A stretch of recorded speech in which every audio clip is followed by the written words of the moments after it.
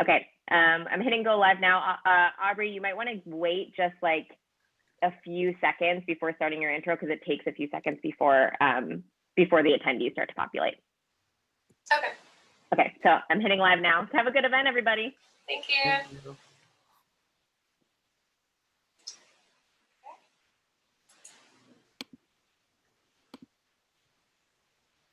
All right, well, I gave it a moment.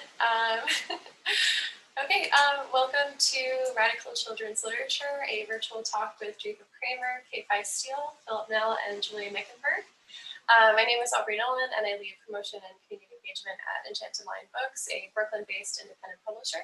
Our talk today is co-hosted by our friends at Greenlight Bookstore, also here in Brooklyn. A little bit about our panelists. Jacob Kramer and K-Fai Steele are the author and illustrator of Noodlephant and its follow-up, Okapi Tale, both published by Enchanted Lion. These books are thoughtful and thought-provoking stories that portray big concepts like socialism, capitalism, and activism in a way that is engaging and entertaining for young readers. Thank you, Philip, for holding them up. Jacob and K-Fai are joined today by two experts on the many ways in which radical leftist politics intersect with children's literature, Philip Nell and Julia Mickenberg.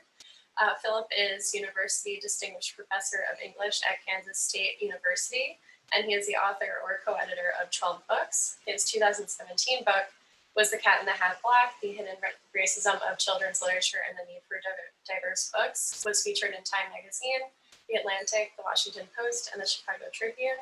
He's also the author of a double biography of the married left-leaning writers Crockett Johnson and Ruth Krauss, best known for their classic children's books, Harold and the Purple Crayon and The Carrot Seed.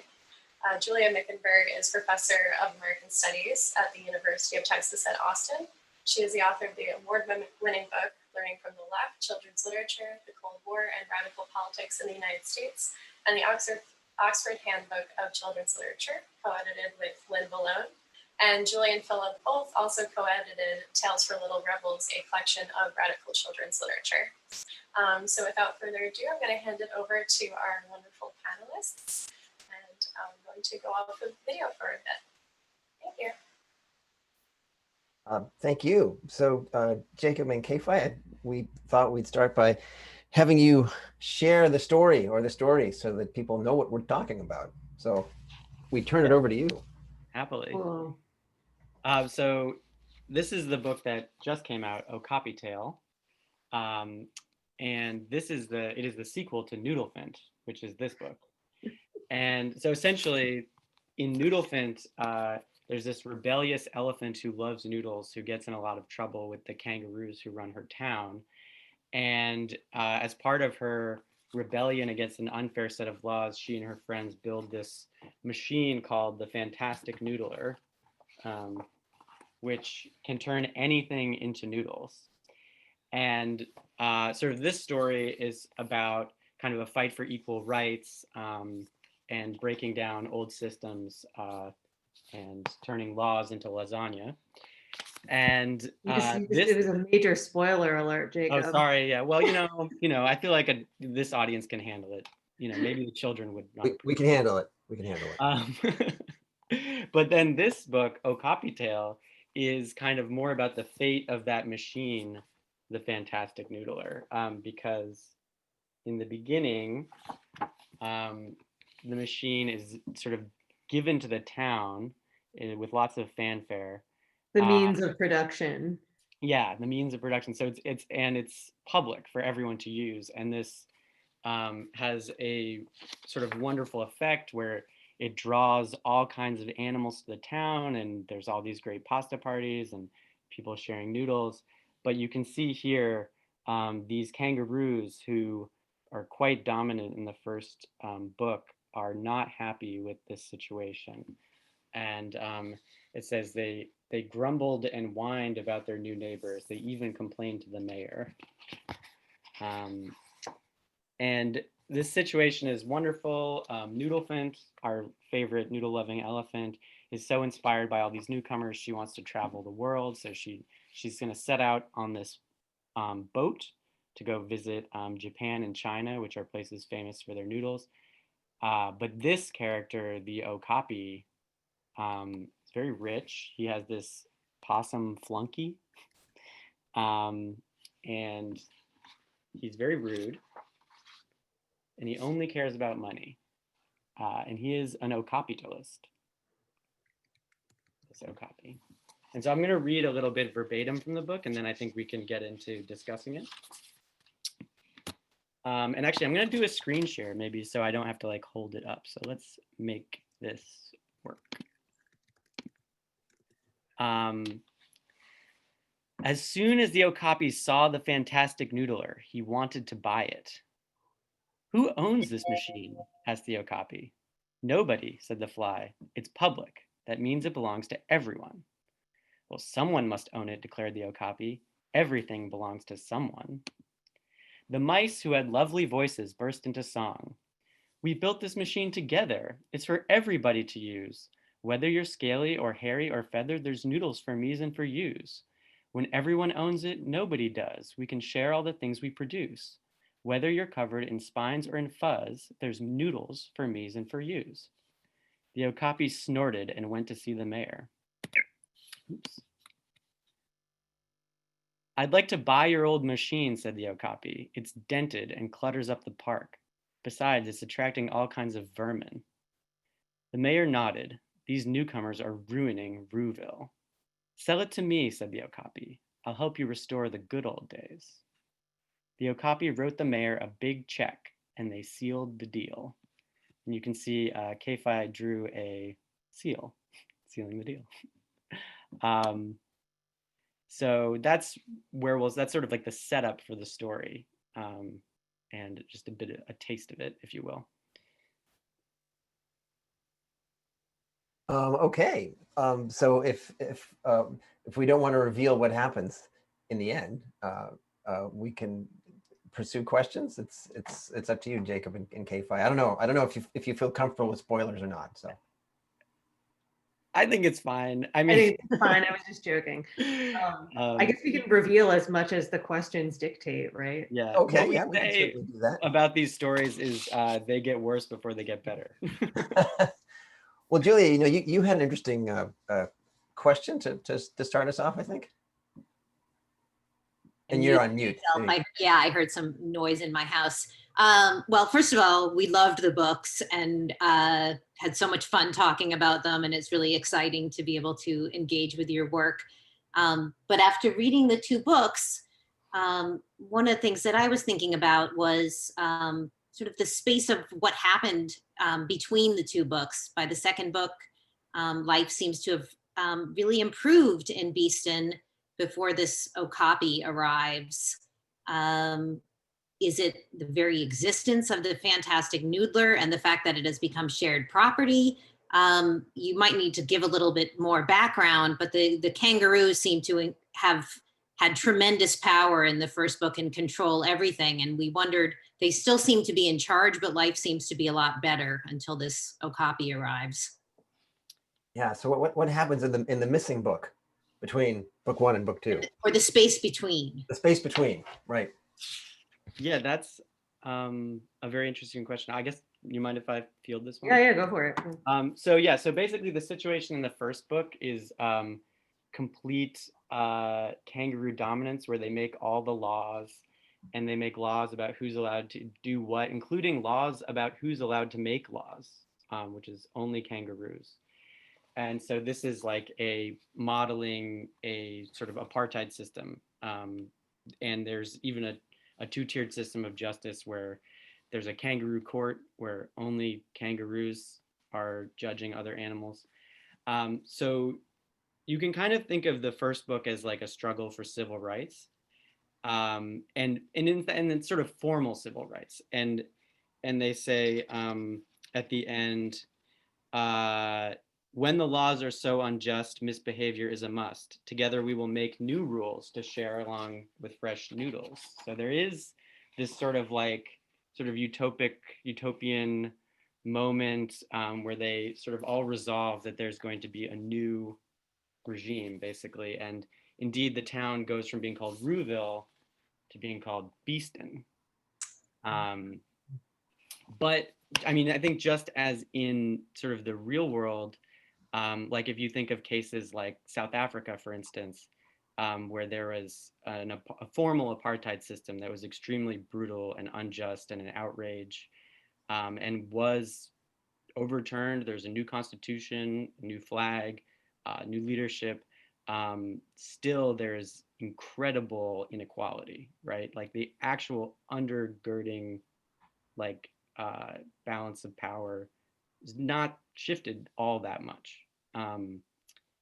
And so that's kind of, in a way, like in a way where we are in this book. Like there, it does imagine a moment where they're like, you know, with this installation of the machine in public, that there is like this sort of this moment where things are getting better, but that sort of underlying inequality and it's sort of the opportunity for exploitation is still just like right there. Yeah, I'm thinking about your paper, Julia, the Manifesto for Radical Children's Literature. That's Phil. Phil, Phil, your art. One of the tenets, I don't know, the pieces is like radical children's literature asks happily ever after. It's suspicious of happily ever after, right? Where it's asks happily ever after for whom, right? It's like, I mean, what I love about Noodlephant, it kind of sets up the end of the story is sort of like, and it's all set up and everything is great, but really, like, it's Right. perfect, right? It's perfect for the sequel. Right, yeah. Happily ever after ties things up neatly and suggests that that we do not have further work to do, but of course we do, and hence Okapi Tale, where the work continues. You know, we were both wondering too, and I think listening to you to talk about it a bit, I think I might know more why now, but why is the Okapi the villain? Is it for the pun in capitalist? Because there are lots of puns here, you know, Beaston for presumably to evoke Boston, or as we would say in Massachusetts, Boston. Or is there something about the animal itself that suggests villainy? And also K-Fai, in the way that you render the animals, are you consciously or unconsciously playing up features that make them seem a bit more nefarious, if that's what they are? We were really interested by the choice of animals and why these particular animals and how they were rendered. So it's an open question about animals, villainy, good characters. Well, the short answer is the Okapi. Yeah, the Okapi Talist. How could you resist? Okapi Tal, like Capital, Okapi Tale. So that's that he had to take the fall. But I think do you want to talk more about how you characterize the Okapi? Yeah, I mean, I definitely, as I was drawing him, I made him pretty, I wanted his body to be kind of Grinch-like, like kind of like that shape, right? And but yeah, I mean, it's something that you said, Jacob, is like, you know, they're kind of fancy looking animals too, right? They're like this beautiful velvety color and they've got these wonderful like striped trousers kind of, so there is something inherent yeah. in the actual animal Okapi, which lends itself to the pun and to the symbolic role that the Okapi plays in the story. Yeah, and I mean, Jacob didn't, you know, I got to do all the casting for the book for the most part. And something that we had kind of talked about was just trying to be more deliberate with the animals that we chose to be in the book. Something that, God, I'm forgetting the person's name, that essay about animal totemism in children's literature in Richard Scarry. Yeah, I can't remember the person's name either. Yeah, I'll grab it once I'm done chatting about this. But basically, it's like in Richard Scarry's Busy Town, it's like all the animals in positions of power are like lions and tigers and top apex predators, and the animals that are more of like the laborers and like kind of like the fools of the town are like pigs and mice and yeah, animals like I guess more working class roles. So I wanted to be really And I also wanted the all of Noodlephan's friends to be like a multi-species kind of, like you have fish and you have crabs and you have, you know, all sorts of different kinds of animals. So I also just wanted to have fun with it and draw animals that I don't typically see in bigger books. You know? Okay.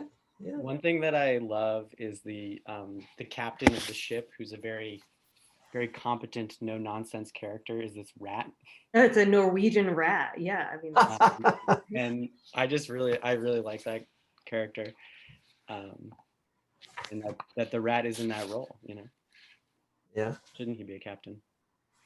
That's funny. And also, you know, it takes the idea of, you know, rats leaving a sinking ship, right? And this rat is in charge of the ship, because who knows the ship better than the rats? Hello. Yeah, that's great. I love that. I love that as an idea. Let's see. Julia, you had some interesting questions and. Oh yeah, well, we were both talking about, and then just a comment that we love the idea of this figure who assumes that everything is up for sale and promises to restore the good old days. And I think we'll come back to something that seems to echo. But I was really interested in this machine as a solution, because what's fascinating is that it starts as a solution in Noodlephant, and then it actually becomes a source of exploitation. So the wealth that people created is privatized, and then they're forced to be wage laborers for the profit of someone who had, you know, unjustly, illegally, the Okapi buys the machine from the mayor, who didn't really have authorization to sell it because it's collective property. So I was just, you know, wondering if you were sort of consciously commenting on what can be perceived as a kind of technological utopianism in the first book, or is it about kind of unintended consequences, or, you know, even thinking about the, you know, best laid plans, or you have to always be, I don't know, you guys can say it, but I was fascinated by the way the machine kind of changed its function in interesting ways. Yeah, I think so. I think what you've hit on is kind of like a bit of metaphorical sleight of hand that we did between the two books. And the first book, I think that the machine, the best way to think of it is as sort of like what a community is capable of when they work together, and they're able to come up with creative solutions that are unexpected and that can undermine traditional power structures and can be very liberatory. And it's sort of like it physically liberates Noodlephant from the zoo when she turns the bars of her cage into udon. But it's sort of like it's meant in a sort of broader sort of metaphor. And then in the second book, it's sort of fun to imagine, like, okay, let's imagine this thing really does exist. Clearly, it has real value, and value that could, you know, be captured and exploited. And so then it becomes much more of a metaphor about like the economy. And of course, the economy as we understand it is the collective creative output of all of us. So in that sense, the metaphor is consistent, but it's kind of focusing on different parts of it, if that makes sense. Yeah. Yeah, that definitely makes sense. And to pick up on what Julia alluded to, you know, she and I are interested in politics of children's books and radical children's books and how they respond to the contemporary moment. So of course, the good old days, you know, we cannot help but think of, you know, making Root Town great again. And you know, there's in the second book there too, you know, cages cannot make us safer, statues cannot feed our town, the bad old days won't be our future. There's the impeachment of the mayor. There just seem to be allusions to the present. So one question is, are we guessing correctly? Another question is, did we miss anything? And then a third question is, you could go even more allegorical if you wanted to, right? You know, you could push that even further if that was your aim. And so why not? And I realize I've just thrown 3 questions at you, but But anyway, so first, was that where you were headed? Was this a conscious nod to where we are at the moment, at least in the US? I mean, I mean, a lot of it is, but like white supremacy is a pretty evergreen thing. True. Right? True. Yeah. And it existed before Trump. One thing that Jacob had pointed out in the book, do you have that page open with the statue? Oh no. Yeah, I did. Yeah. Like this image right here. And you can see it, it's not alluded to in the text, but it's just in this overlook. It's a statue of a kangaroo riding a horse. Yeah. With a saber, and then here on the other side it's like the horse like working like the grocery checkout. Yeah, there it is. Yeah, and I think that is those are the good old days, right? Like that's and we didn't put it on the placard, but I think of that as Rupert E. Lee.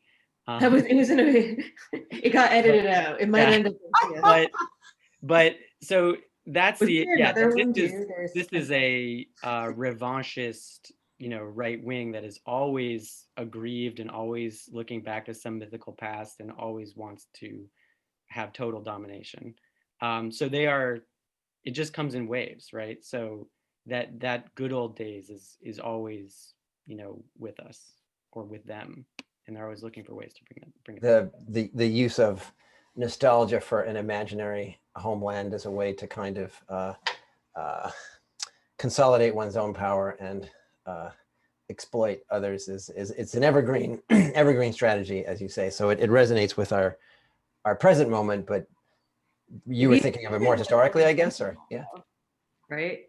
That was before the impeachment happened. That was way back. We didn't I mean, it was kind of like this thing where we wanted Noodlephant to visit 2 countries at least. So she visits China and Japan. And I knew that she needed to get these. This is a real spoiler, but I'm going to go with it. These like clogs, these geta clogs from Japan, which end up being important later.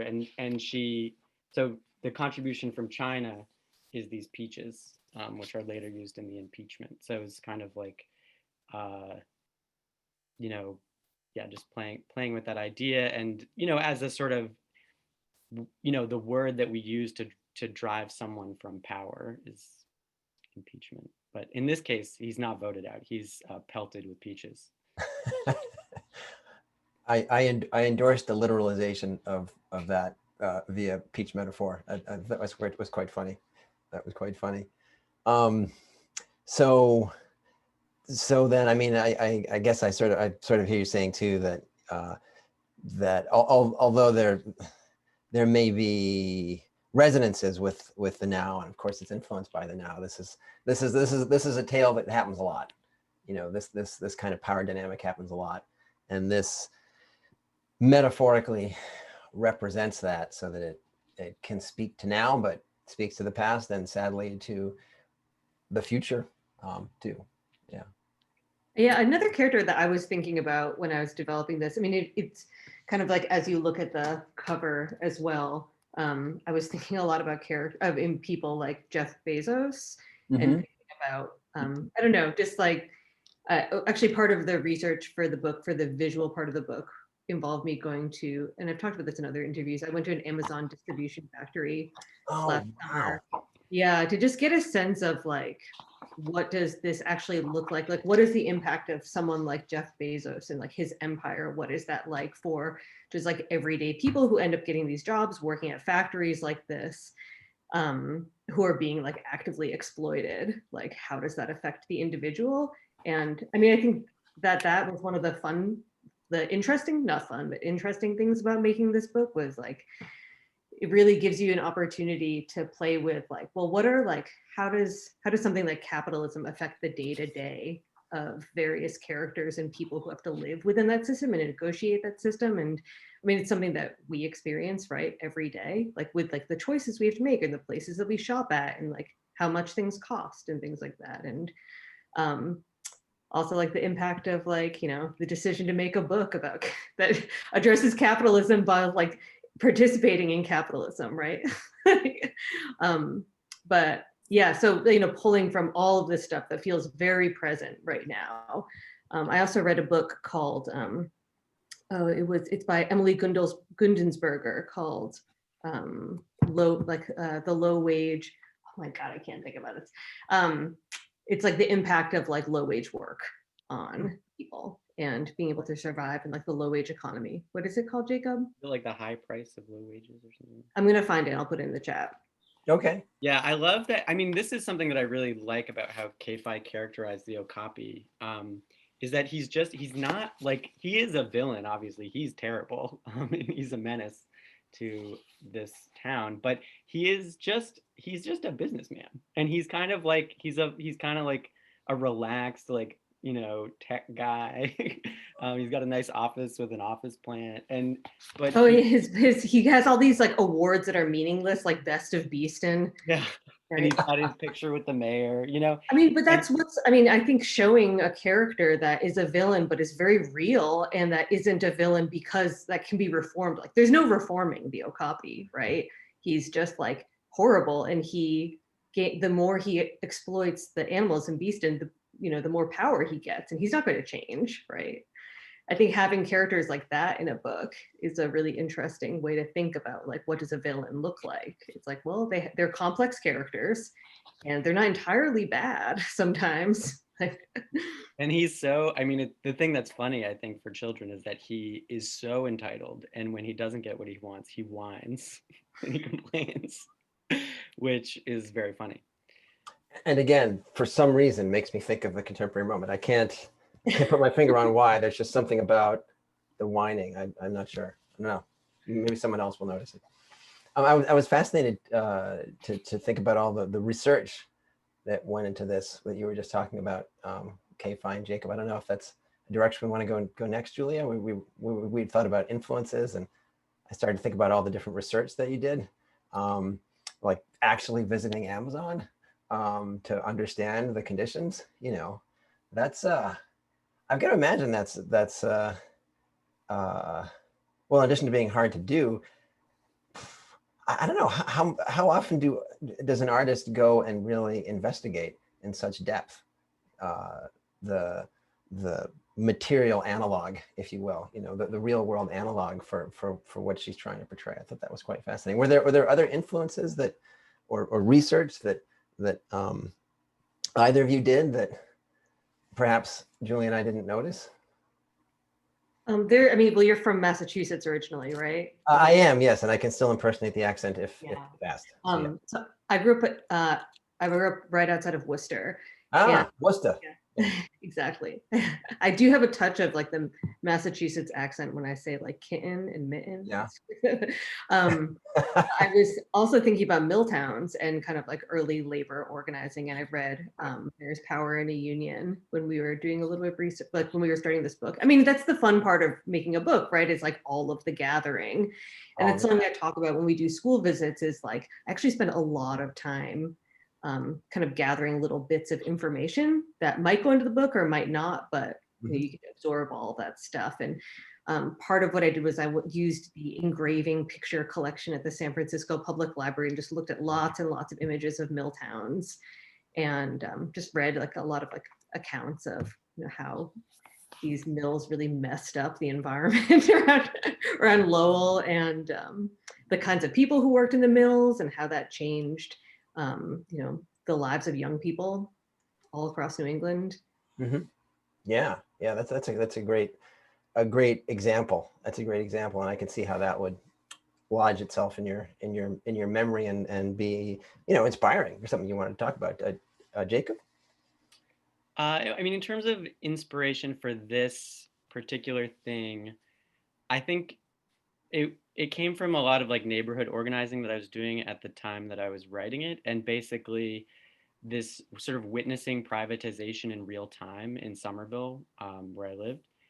And essentially, like, there's like public land that was being given away to a private developer, way under market, no bid situation, to create this massive development that was going to have cascading economic consequences that would displace, people who had been there, for a long time.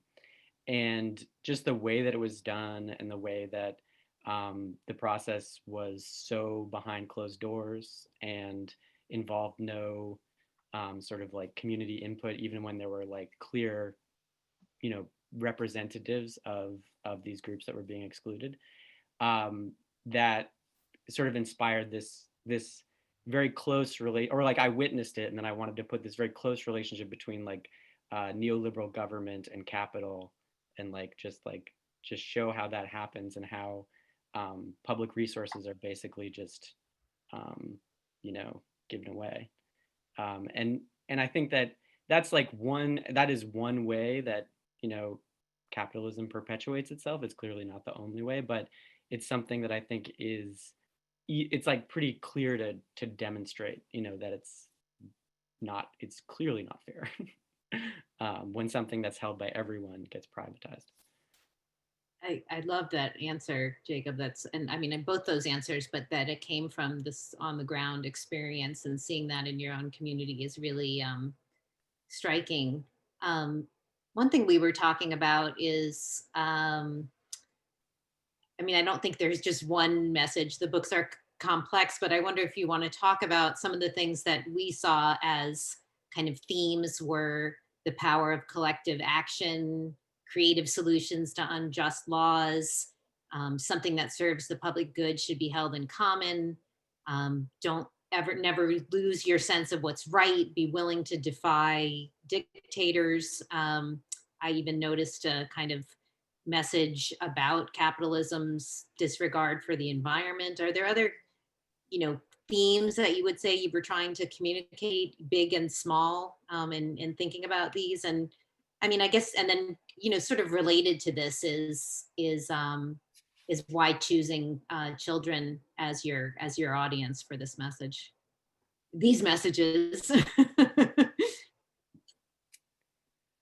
Well, you hit along on a lot of the themes that we definitely want to convey, and they're all very important. I think the one theme that comes to the top of my head that we also wanted to convey is just like democratic control, and the notion of like expanding what is possible through democracy. Like in the United States, democracy basically means go to the ballot box once every 2 or 4 years and cast a vote, and that's democracy. I think that's the way it's taught in elementary schools. It's used. Yeah. And so in this, like, like we show like workplace democracy, which is something that I certainly wasn't really aware of it until I was an adult. So like basically we have like a labor action, like a really dramatic labor action of sabotage, which then results in basically a demands from the workers. And I could read this part. It's one of my favorite parts. The workers declared, "With all due respect, Mr. Okapi, we've had quite enough of your greed. You're selfish and mean, controlling and bossy. You've taken much more than you need. We are entitled to all we've created, including this noodle machine. We're taking it back. We will not be cheated. We're no longer part of your scheme." "I bought it fair and square," cried the Okapi. "The mayor had no right to sell it," said the fly. "It belongs to all of us." "But I own it," whined the Okapi. "Let's settle this," said Noodlephant, "with a vote." And so this sort of like act of like interruption and defiance, and then like the solution being democracy, and then ultimately a vote where, it's very clear where the sentiment lies, about who should own this machine. Like that I think is something that we really wanted to show as like a way that people can, sometimes there needs to be like an action, but then to like consolidate the sentiment behind that action, like a democratic process is the way to do that. And the fun thing that has been like a consequence of like doing a lot of these virtual school visits is that it's over a platform like Zoom, which has built-in like polling features.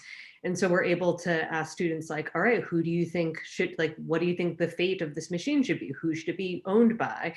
And we'll have the kids vote on, should it be owned by the Okapi or should it belong to the town of Beeston? And what do they say? What do they say? How do they vote? Well, we did it twice. Ah. So we'll ask in the beginning when the machine is sold. And then we did have a few kids say like, oh, the Okapi should own it.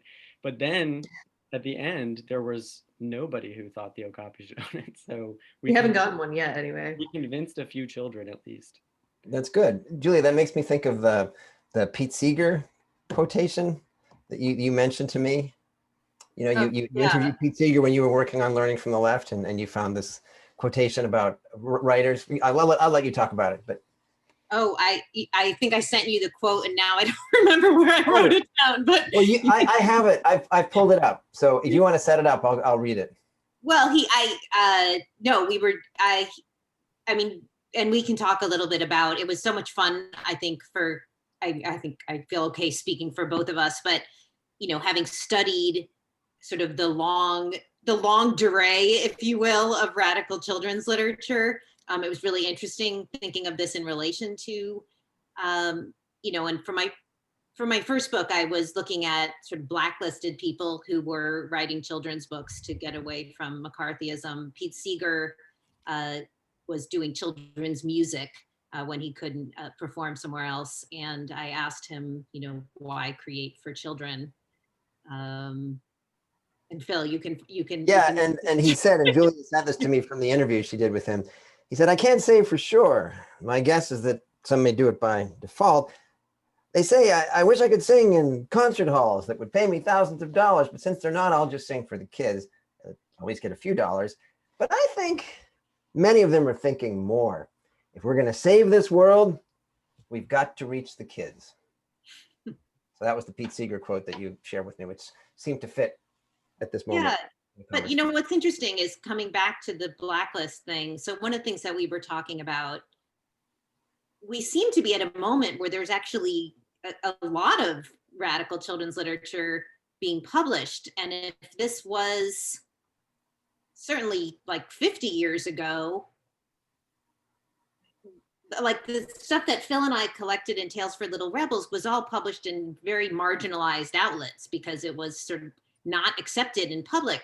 But you're saying that you're presenting this work in schools, which is striking. So, you know, I wonder, have you gotten any pushback, or you know, what do you think about this moment that makes it possible to publish books like this, and not just publish them, but have schools invite you to talk about them? Well, I mean, yeah, I don't think we've gotten any pushback. The pushback we've gotten has been about, we donated proceeds from our first book to Black and Pink. And so I think having it have some sort of like, I don't know, money going towards an LGBTQ like prison abolition group.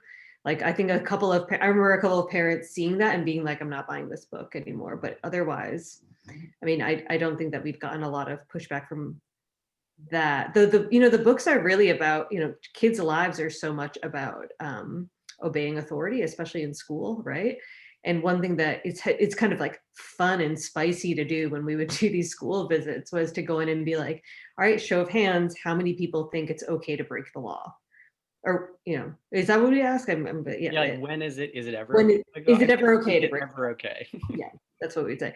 And then is it not okay to break the law? And it's like, oh, well, does it depend? And you could see some teachers getting a little uncomfortable, right? Because their jobs are about, like, you know, making sure these kids are compliant, especially in very large groups when you have to sit and kind of hold yourself together for the sake of this thing being able to happen or not. But yeah, I think that we haven't got, I'm surprised, because I mean, this book especially, I shared this book with my husband when we had finished it, and he hadn't read it through yet. And he was like, there are some straight up like communist messages in this book. He was like, it's not just about democratic socialism. It's about like public ownership of like housing and like, you know, medicine, you know, whatever. So I'm surprised we haven't gotten more pushback, honestly, but you know. If you get a hold of it, this is an actual picture book illustrated version of Marx. It's based on a chapter from Economic and Philosophic Manuscripts in 1844. So it's actually trying to make a picture book of Marx's ideas. That's a footnote to what you were saying, but also to what Julia was saying, is that there are like many more explicitly radical books. out there. But anyway, let's see. Julia, shall we have the sort of the sequel question, then we can go to general questions. What do you think? Do that? Yeah. Sure, So that sounds good. I mean, so, we could talk for a long time, but I think a lot of it seems like a lot of people are eager to. yeah, there are questions coming up in the comments, and there's at least 2 in the Q&A box there. So I want to get to those. But yeah, is this going to be a trilogy? Was our question, because you've got 2. You know, will there be a third? The second book or the first book left space for a second, and I think that the second leaves space for a third. So thoughts, or is that something you cannot reveal at this time because we're still thinking about it? Yeah, we are thinking about it. I think what's exciting about the way that this book ends is it ends with new leadership in the town. Mm-hmm. Actually, speaking of unexpected leaders, we have the fly takes the reins. And so I think that there's a lot to be about, like, you know, what does that look like, you know, when you have a good mayor, and what are the problems that come up. So I think that's like one direction we're thinking about. I mean, I'm also thinking about how exciting it is to bring these books into classrooms as a way to discuss stuff that feels very present for the adults in kids' lives. Yeah.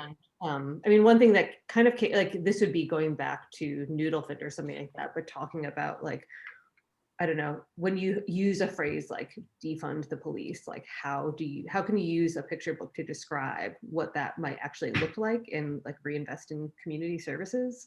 Like that seems like one of those things in Noodlephant. This is one of Jacob's favorite things to talk about. There's a line where it says, like, the machine was very complex, but it was also very simple, right? It's like these ideas are very complex, but they're also incredibly simple. Like, of course, like put more money towards like mental health services and like redistribution of wealth, and right, it's like it's a very simple idea, and it's something that I think kids can really understand.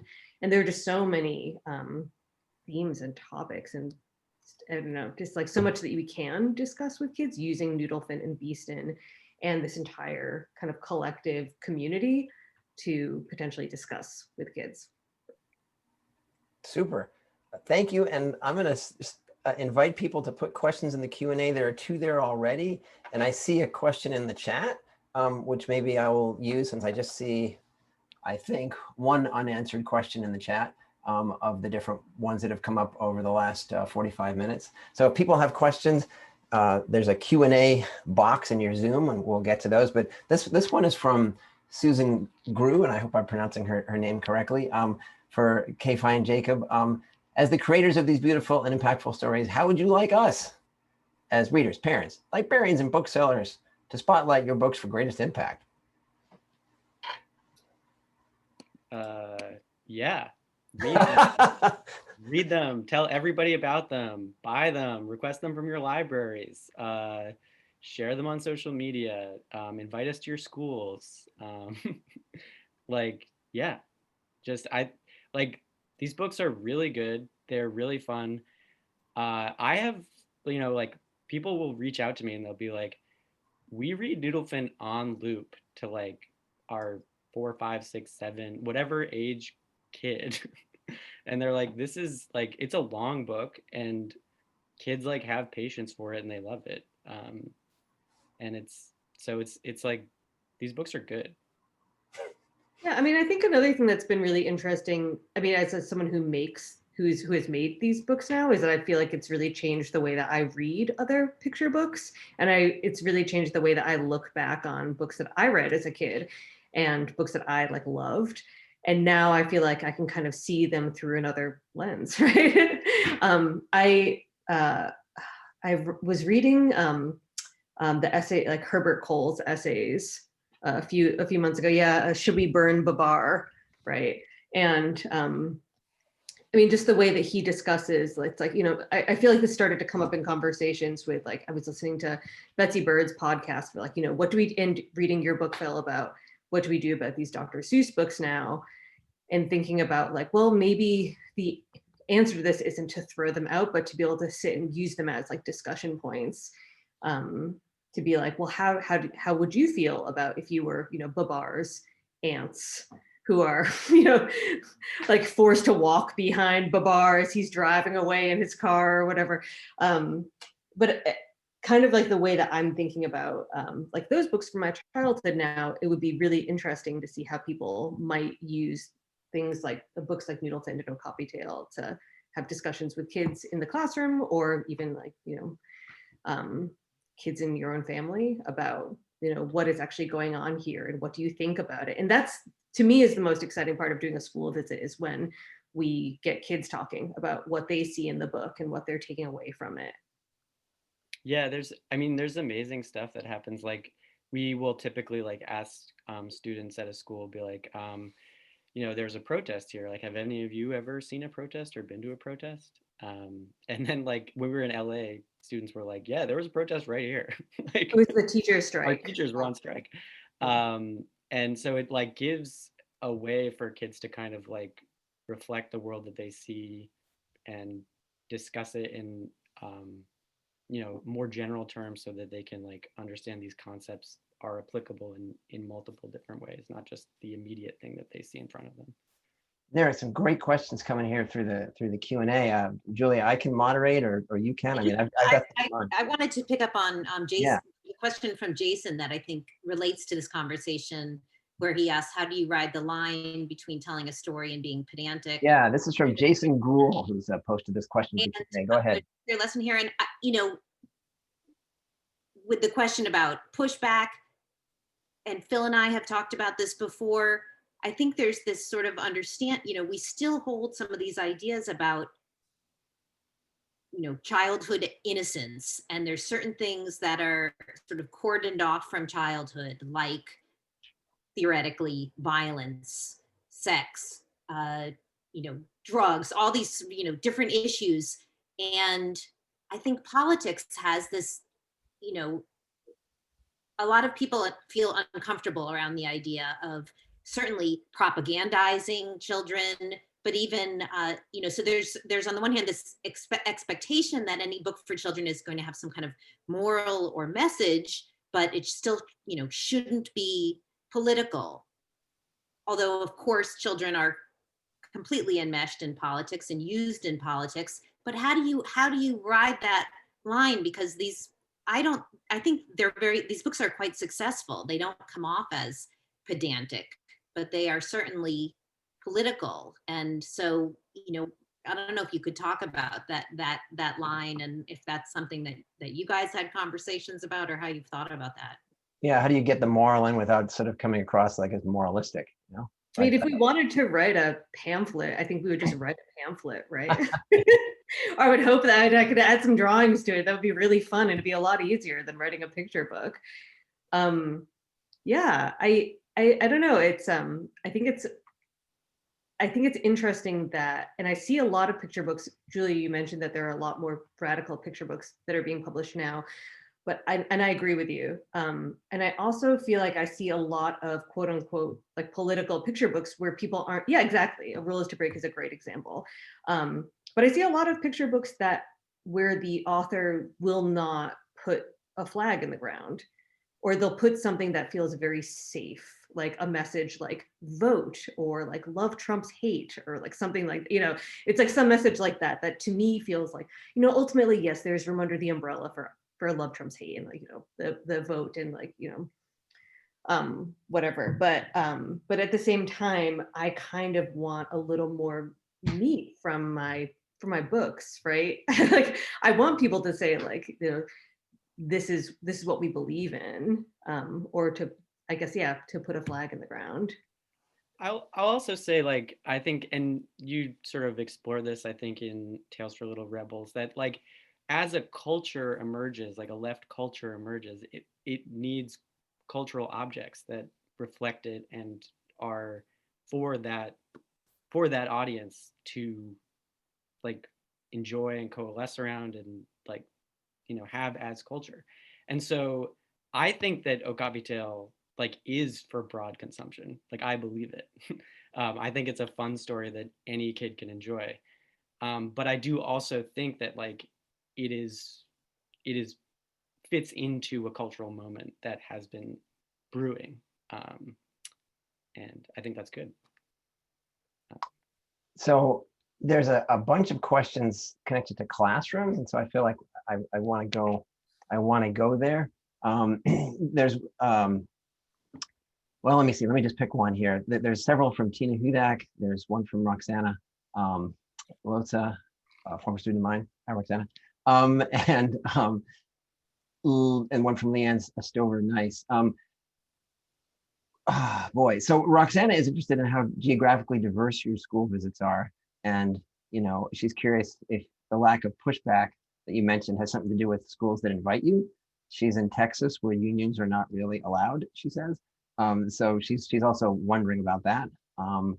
A related question might be how people get you to come to their classroom.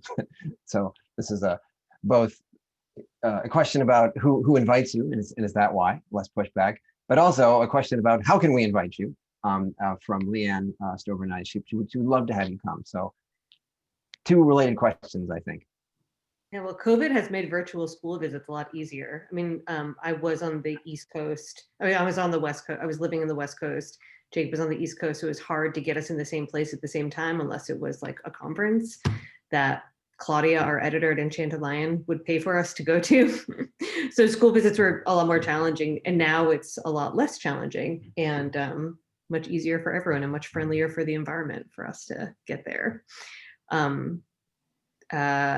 So I think that it will change, but we haven't had pushback in terms of where we present.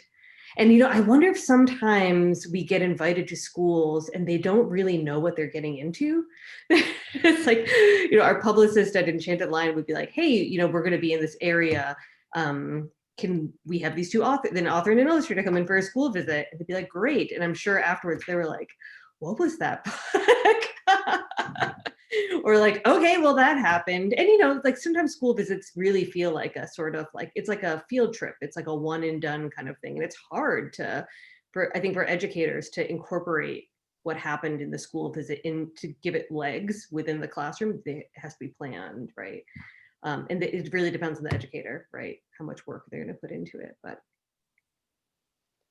I'm quickly going to come back in to say that to answer Leanne, you can email. I dropped my email into the Zoom if you're interested in bringing K-Fai and Jacob in virtually, of course. You can email me at enchantedlion.events@gmail. So that's how you can logistically set it up. And to pick up on your last point, K-Fai, about we don't know if or whether the teachers will actually incorporate any of these lessons into their curriculum after that. Tina Hudak is interested in that in her question here. She says she used to teach picture book design, and this would be a really great book to compare and critique, particularly if students have read Orwell, and talk about writing and illustration and the different ways that messages can be communicated. So that's her question. Have you worked with this age group and maybe suggestions for communicating some of the ideas about art and design and storytelling to them? But and I would add to that, incorporating in their curriculum, right? Some of the social justice impulse that is in your books, right? That so that it isn't sort of confined to this author visit, but can be integrated out into the curriculum a bit more rigorously, perhaps. And I guess just to tag on with her message, she asks about what age group you're typically reading to or seeing this geared to, and it is interesting to think what middle grade children who don't typically read picture books could take from this that maybe would be harder for the younger kids to grasp. And it's actually funny thinking about even my own children. One of the first words kids learn is always mine. I think the collective ownership is actually a hard lesson for young children to learn or to become comfortable with. And another question that somebody asked was, interesting conversations that you've had with kids. And I think it's fascinating to think about the responses from real children of different ages that you've had. So we've unloaded a lot at you. Age of children, how to bring it into the curriculum. Take it anywhere you like. Clearly, we're having our own discussion at the same time. So well, So Yeah, I think one thing that has really been surprising and about Noodlephant, and I hope about Okapi Tale, but with Noodlephant, like I've had people get in touch with me with their kid is as young as like 3, somehow like or like late between 2 and 3, and they like the book because it's got these great pictures and they Mhm. understand that the kangaroos are mean and the other animals are nice and they love noodles and they're like in it. They're like in it, paying attention at that age. And then we've brought it to schools where there's like middle schoolers and even like I think young high schoolers, and they're interested more in the ideas and tying it into whatever lessons they're learning in their social studies classes and talking about figures like Martin Luther King and Gandhi and Rosa Parks, and I hope in terms of Okapi Tale, like labor movement and things like that. So there's we would love to be integrated into a curriculum. Yeah, I mean, I think that we've also, I mean, when we went on book tour last year, I think it really depended. I would say for the most part, kindergartners, especially younger kindergartners, it was more about like the noodle making machine and the concept of like the mechanics of that, and then like fairness and not fairness. And I would say as young as first graders really started to like grasp the idea of like laws and breaking laws. And I mean, for a lot of kids, and I think I would have probably fallen into the same boat with a bunch of the kids, the first graders, like the idea of questioning, like maybe you can break laws, maybe laws can be broken. Just that notion would have been really exciting to me. And you would see this in kids that we'd work with a lot, who would be like, but she's breaking the law. Like, like, don't they understand like the kangaroos? But but what she's doing is wrong. But by the end, it's like that they've been through that conversation about like, oh, now I see. I was just thinking about like young kids today have grown up, or really young kids, they've grown up under a system where so many people understand that the government is unjust right now, and so what does it mean for kids who, maybe grew up with families who say the government is doing bad things right now? It changes a child's relationship to what does it mean to break the law. I guess a lot of children are growing up now seeing we're at a moment where we have somebody, we have many people in the government in power who are not behaving in ways that many of us would define as moral and ethical. And so it is a moment of popular questioning of the government in that sense. So it's interesting, but sorry, we're supposed to be letting these. No, that's okay. That's a good point. There's lots of great questions here. I also I'm interested to come back to influences. If there were political picture books that affected you, and this is also Eric Titcheson's question. Where are there, what were other political picture books or literary influences, if you will, or artistic influences on these that kind of lodged into your brain, may have emerged in the work?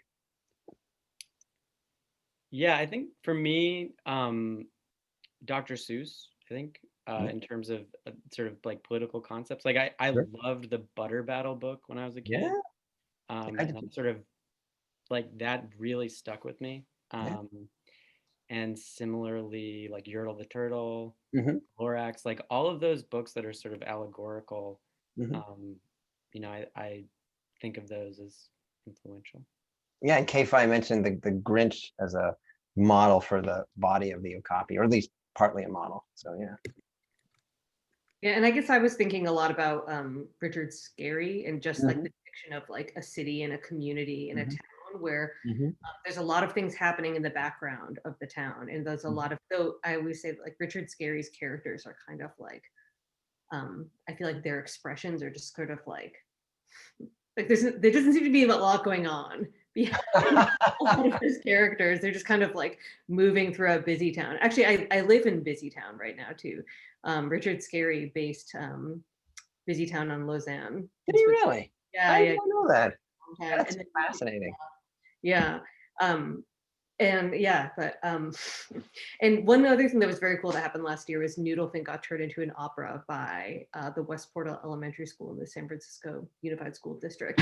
And I was thinking about that a lot when I went into making Okapi. It's just like this expansive idea of community in town. And that's one thing that actually that Julia, you brought up with like this idea of the collective versus the individual, which I feel like is extremely important for radical picture books too. It's and I feel like so many picture books that we read, and I don't know if it's just like a model for picture books tend to be really character focused, right? And it's about one character overcoming something, or like a character dealing with bullying, or a character dealing with like their emotional response to something.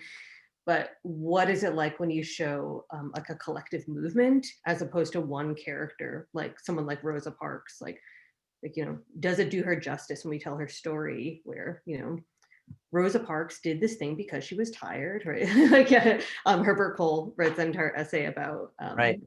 Right. Right. And I think we were trying to do that. We ended up doing that with Noodlephant.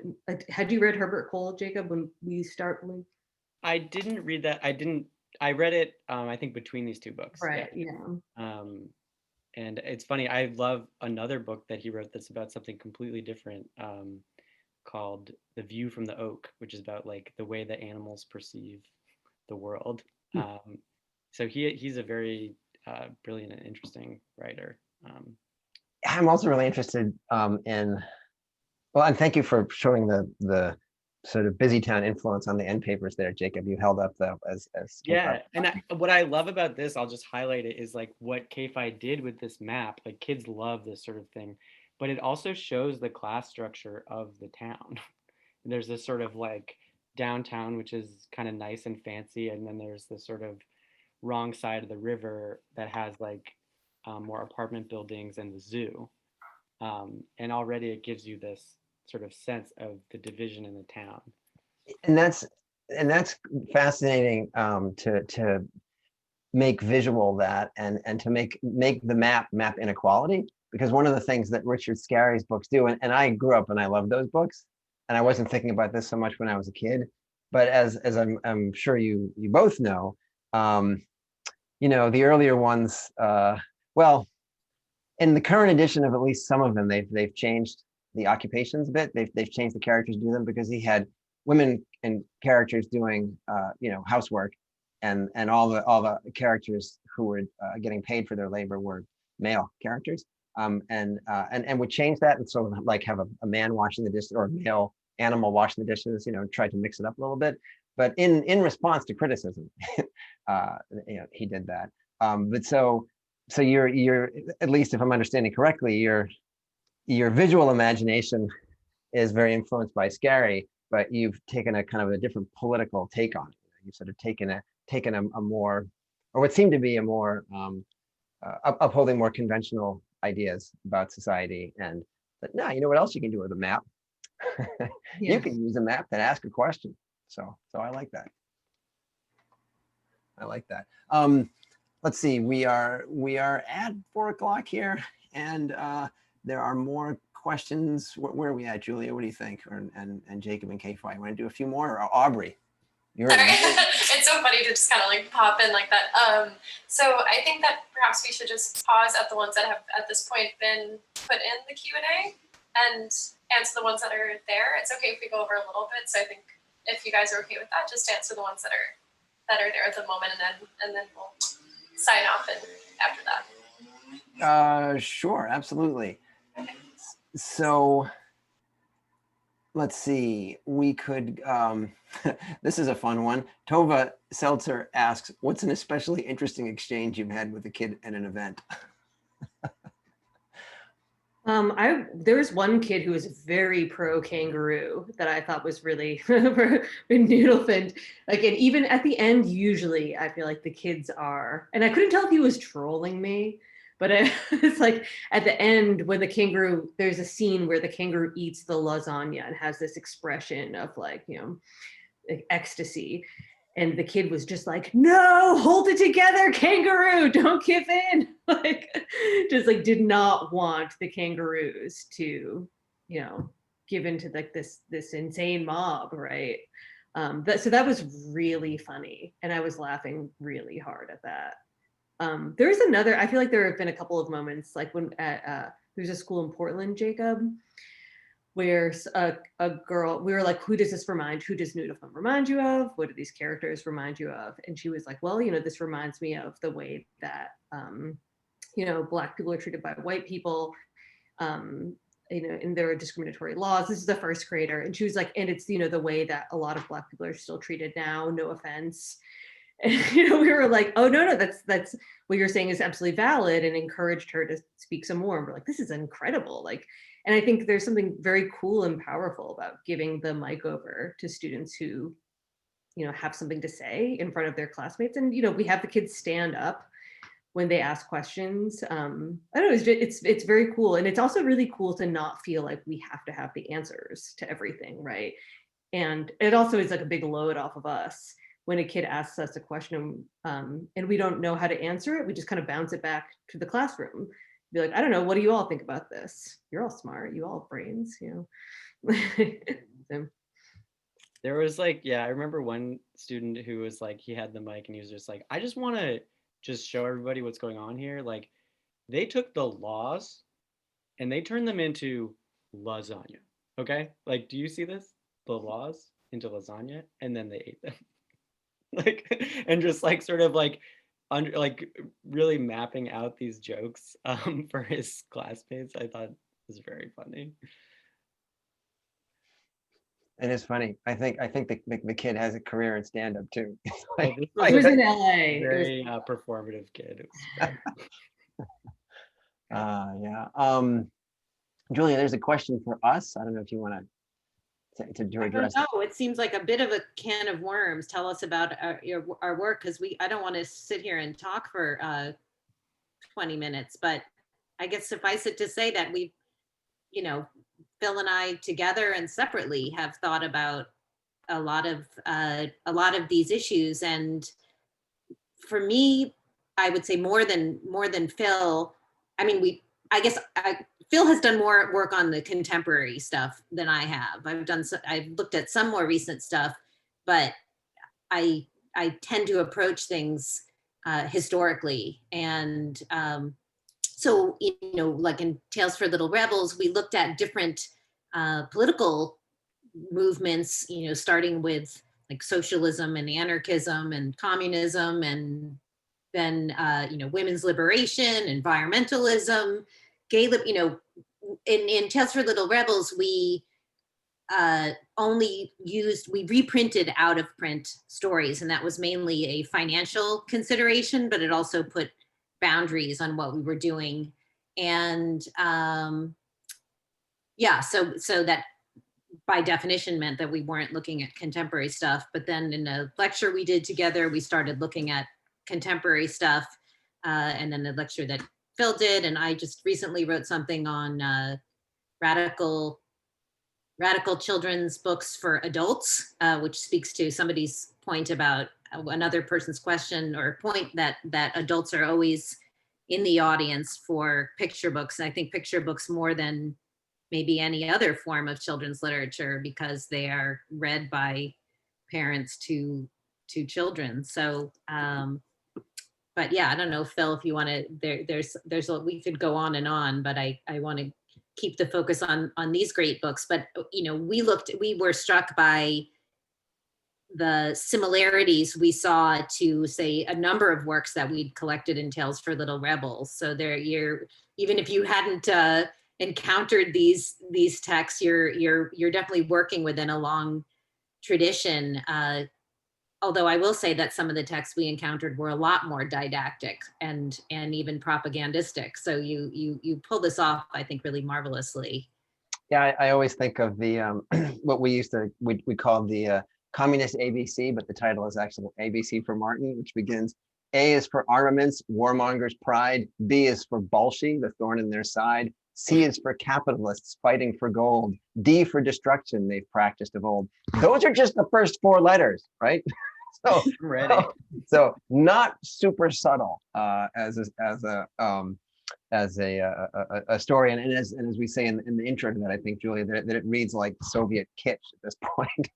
Yeah, No, I mean, I will. One thing that that did strike me in my first book. So just I am interested in, the child audience, and what Seeger said, but also the way that children's books they do have this space of possibility, even though there's all this anxiety around children. So the fact that blacklisted, radio or TV or even fired teachers were able to write children's books, speaks to the way the field is kind of decentralized, and so much is published and the books are harder to track. And one guy I interviewed said, oh, you could say so much more to children than you could ever write in an adult book. And it's a counterintuitive kind of thing. And so it's, I'm fascinated the way that this resonates with so much that I've thought about, that Phil and I have thought about together. So it's really fun to read these books.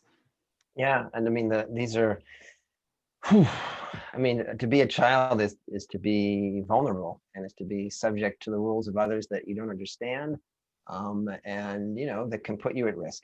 And sometimes those rules are good rules, but sometimes they're not. But you don't always understand. And so, I mean, I think there's the capacity to nurture in children that willingness to question the rules, because they're in close proximity to power being enforced upon them without their consent. Now, not all kids are going to identify with the rebellious kids. Some identify with the powerful, and they want that, right? But yeah, I think about that a lot, and I think about childhood as a hopeful place for social justice work, and a necessary place. I mean, one of my favorite books from the current regime was one of the first ones that took a stance against the regime, and that was Maya Gonzalez, When a Bully is President, and it offers kids strategies for how to cope with a president who is actively a bully and actively trying to hurt them and their families. And it's an act of resistance, but it's also an act of survival, right? How do we survive this? How do we cope with this? And that's why I think books like these are necessary too. It's not just about teaching children about the necessary challenges that we have to make to unjust systems. It's also helping them survive. It's also helping them cope. It's also telling them, hey, we see you. You know what? This is unjust. We see that too. And you're not alone. And I think that's a really important message for kids all over the world. Whatever's going on in your country right now. So we're at 4:15 here. People have been. I was gonna jump back in and is that a say moment that, to kind of tie things together and that's a wonderful note to end on. Yeah. Thank you so much to Philip and Julia. Thank you, Jacob and K-Fai, of course, and thank you to Greenlight for co-hosting with us, and to everyone who has attended tonight. You are a very lively group, and we appreciate how interactive the event was. Really amazing. Thank you so much. Well, thank you, and thanks to everybody who asked questions, and it was lovely to meet you both, Jacob and K-Fai, so thanks. Thank you. Thanks for involving us. Have a good night.